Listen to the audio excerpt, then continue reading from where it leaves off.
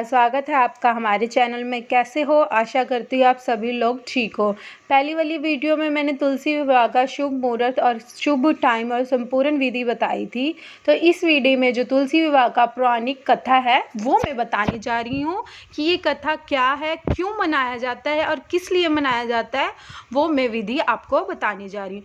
एक बार शिव ने अपनी तेज को समुद्र में फेंक दिया था। उसने महातेजस्वी बालक जन्म लिया। ये बालक आगे चलकर जालंधर के नाम से पराक्रमी दैत्य राजा बन गया। इसकी राजधानी का नाम जालंधर नगरी थी। दैत्यराज कलनेमी की कन्या वंद का विवाह जालंधर से हुआ। जालंधर महाराक्षस था, अपनी सत्ता के साथ में चूर था। उसने माता लक्ष्मी को पाने की कामना से युद्ध किया, परंतु समुद्र से उत्पन्न होने के कारण माता लक्ष्मी ने उसे अपने भाई के रूप में स्वीकार किया। वहां से पराजित होकर वह देवी पार्वती को पाने की लालसा और कैलाश पर्वत पर गया।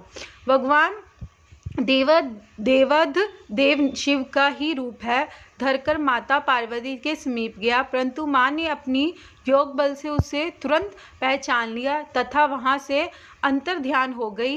देवी पार्वती ने क्रोध होकर सारा वृत्तांत भगवान विष्णु को सुनाया। जालंधर की पत्नी वंदना अत्यंत पतिव्रता स्त्री थी। उसी प्रतिव्रत धर्म की शक्ति जालंधर ने तो मारा जाता और ना ही पराजित होता। इसलिए जालंधर का नाश करने के लिए वृंदा के प्रतिव्रत धर्म का भंग करना बहुत ही आवश्यक था। इसी कारण भगवान विष्णु ऋषि का वेश धारण कर वन में जा पहुंचे, जहां वंदा अकेली भ्रमण कर रही थी। भगवान के साथ दो मायावी राक्षस भी थे, जिन्होंने देखकर वंदा भयभीत हो गई।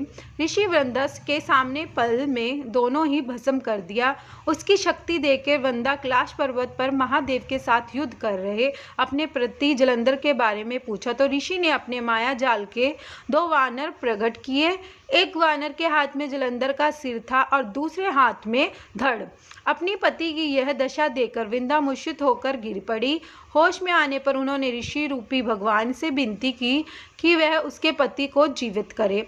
भगवान ने अपनी माया से पुनः जालंधर का सिर धड़ से जोड़ दिया, परंतु समय वह उसी शरीर में प्रवेश कर गए। वृंदा की इच्छा छल ताकि भी आभास ना हुआ।